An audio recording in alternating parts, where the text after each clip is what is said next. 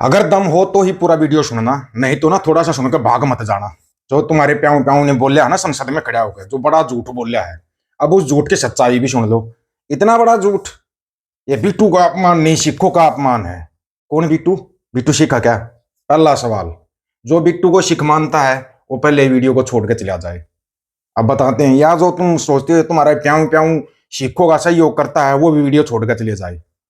आपको बताएंगे ना, अब थोड़ा ध्यान से सुनना। अब कुछ सस्ते चलमबाचल को जो बोलेंगे, प्रधानमंत्री ने तो ऐसा बोला ही नहीं, संसद के अंदर नहीं बोला।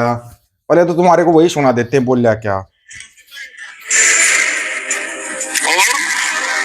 कांग्रेस को छोड़कर के कितने ही लोग निकले हैं, कांग्रेस के कितने टुकड़े हुए हैं, कई लोग दूसरे दलों में गए, कई औरों को तो किसी को गद्दार नहीं कहा होगा, लेकिन कल सांसद को गद्दार इसने कहा क्योंकि वो सिख है। ये सिखों का अपमान था। बिट्टू का अपमान सिखों का अपमान था। ओके, चलो शुरू करते हैं फिर। अब तुम्हारे धुलाई के अंदर तुम्हारी पार्टी के नेता शुभेंदु अधिकारी ने एक आईपीएस अधिकारी को खालिस्तानी बोला था। याद आया उस कॉन्सिडेंस को? भूल गए तुम? वो सिखों का अपमान नहीं था क्या? तुम्हारे मुंह में दही जमी रही। क्यों? क्योंकि वो बीजेपी का नेता था जिसने एक आईपीएस अधिकारी को ऐसा बोला था। आईपीएस अधिकारी ने वहीं पर ठोक का जवाब दिया था। 13 महीने किसान बॉर्डर के ऊपर बैठे रहे, उन किसानों को खालिस्तानी खालिस्तानी बोला गया था। वो सिखों का अपमान नहीं था क्या? जब तुम्हारी ही एक नचनिया, नचनिया बोलेंगे, नचार, तुम्हारी एक नचार जब सिख महिलाओं को 100 रुपए वाली दिहाड़ी वाली बोल रही थी, वो सिखों का अपमान था या ये सिखों का अपमान है? पहले तो इन सवालों के जवाब दे दो। ना ना ना ना, आगे रुक जाओ, पिक्चर बाकी है। कोई छोड़ के बीच में भाग जाओ, बीच में नहीं भागने दिया जाएगा। कल क्या हुआ? एक बच्चे को परीक्षा देने से रोका गया। किस लिए रोका गया? क्योंकि उसने कृपाण धारण की हुई थी। वो था सिखों का अपमान। वहां पर तो तुम नहीं बोले, लेकिन एक गद्दार की औलाद को गद्दार बोल दिया, वो सिखों का अपमान हो गया। जिसके दादा ने 1 लाख युवाओं का गान किया, एक पूरी पीढ़ी को खत्म कर दिया, उसको अगर ये बोल दिया तो सिखों का अपमान है। कितने लोग मानते हैं बिट्टू को सिख? पग फंसा के बस वो सिख हो गया। उसकी पगड़ी हटवाओ। उसके पास केस है क्या? पहले चेक करो। सबसे बड़ा सवाल यहीं पे होगा, पहले वो चेक करो। बंदी सिंह के लिए क्या बोला था देश के गृह मंत्री ने संसद के अंदर खड़ा होकर? क्या बोला था वो? अगर माफिया मांग लेंगे। क्यों? क्यों माफिया मांग लेंगे? वो था असली सिखों का अपमान। जथेदार भाई जगतार सिंह हवारा के लिए जिन शब्दों का इस्तेमाल किया गया, वो था सिक्खी का अपमान और सिखों का अपमान। ये सिखों का अपमान हो गया।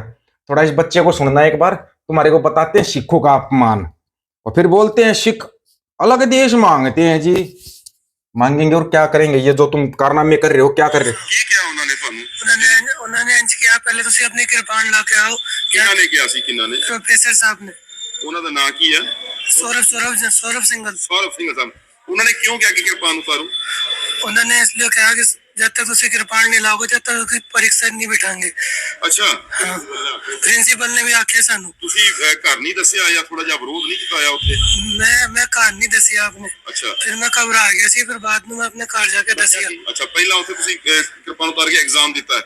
नहीं, उत्थे नहीं उतारी मैं कृपाण। अच्छा, घर आके उतारी। उन्होंने जबरदस्ती कोशिश की मेरे नाल। उन्होंने जबरदस्ती कोशिश की थी उतारन दी, ਤੁਸੀਂ ਉੱਥੇ नहीं उतारन दी?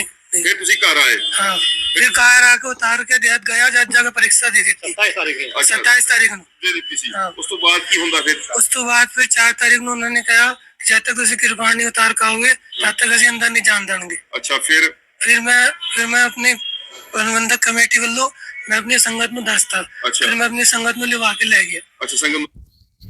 ये है सिखों का अपमान और ये है सिक्खी का अपमान। तुम्हारा एक 2 टके का नचार कहीं का, कभी किसी पार्टी में जाने वाला, कभी किसी पार्टी में जाने वाला।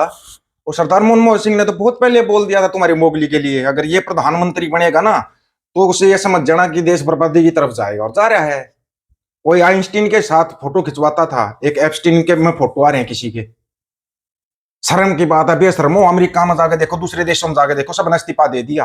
इस्तीफा क्योंकि उनके थोड़ी बहुत शर्म बची हुई थी, इसलिए इस्तीफा दे दिया। जिन्होंने इस्तीफा नहीं दिया उनको घर से निकाल दिया गया। लेकिन एक घर में रहता होगा तो घर से निकाला जाएगा, तो घर से चोरी करके भागता उसको क्या घर से निकाला जाएगा? सिखों का अपमान, क्योंकि वो सिख था इसलिए उसके साथ ऐसा बोला गया। कौन सा सिख मानते हो बिट्टू को? यही बिट्टू था ना, भला मेरे को जूतियां फेर देना अगर मैं बीजेपी में जाता हूं तो। फिर अब तो फिरनी चाहिए इस पे, क्यों नहीं फिरनी चाहिए ये बताओ ना। वीडियो है वो, तुम मना नहीं कर सकते, वीडियो है। यही बिट्टू था ना जो बोलता था कि राहुल गांधी के कारण मेरे सिर पर पग है। वाह, इसको बोलते हैं, इसी को गद्दार कहा जाता है। और ऐसे ऐसे तो बहुत है सिखों के अंदर, कोई एक थोड़ी है ना, है बहुत सारे हैं। कुछ सुन लो ये हिंदू क्या बोल रहे हैं, तुम्हारे समझ में आ जाए तो, समझ में आए तो। बीजेपी नेता शुभेंदु अधिकारी ने एक सिख आईपीएस अधिकारी को खालिस्तानी बोला, लेकिन सिख समुदाय का अपमान नहीं हुआ। अच्छी बात है। किसानों को खालिस्तानी कई बीजेपी नेताओं ने बोला, लेकिन सिखों का अपमान नहीं हुआ। गोड्डा सांसद पर भी सिख समुदाय के ही एक लोगों के अस्पताल पर कब्जा करने का आरोप है, लेकिन सिख समुदाय का अपमान नहीं हुआ। लेकिन बिट्टू को, सांसद बिट्टू को राहुल गांधी ने अगर ट्रेटर कह दिया तो पूरे सिख समुदाय का अपमान हो गया। हमें तो समझ नहीं आई बात, आपको समझ आई हो तो थोड़ी सी बताओ भाई, किसको ट्रेटर बोलना, उसको सिखों का अपमान हो गया? वो है नहीं क्या ट्रेटर? हम बोल रहे हैं इस बात को, ट्रेटर है वो, है वो ट्रेटर है। हर वो बंदा ट्रेटर है जो जब पहले किसी पार्टी में पार्टी को छोड़कर जाता, चाहे कोई बीजेपी छोड़कर कांग्रेस में जाओ या कांग्रेस छोड़ के बीजेपी में जाओ, और उस बंदे को ट्रेटर करना चाहिए। और सिर्फ नेताओं को नहीं, आम पब्लिक को कहना चाहिए ये बात है। आम पब्लिक बोलेगी तब जाके इनकी आंखें खुलेंगी, नहीं तो इनकी आंखें नहीं खुलेंगी। और हमने तो बहुत पहले देख लिया था भाई ये, ठीक है ना, मनमोहन सिंह ने जो बोला था, बहुत प्रेस कॉन्फ्रेंस में बोला हुआ है, सुन लो। Discussing the merits of Mr. Narendra Modi, I sincerely believe that it would be disastrous for the country to have Narendra Modi as the Prime Minister. ये मनमोहन सिंह साहब की लास्ट प्रेस कॉन्फ्रेंस थी, उसमें बोला था कि अगर ये देश का प्रधानमंत्री बन गया तो देश का बेड़ा गर्क होगा, क्योंकि एक अर्थशास्त्री था, एक अनर्थशास्त्री को तुमने चुन लिया।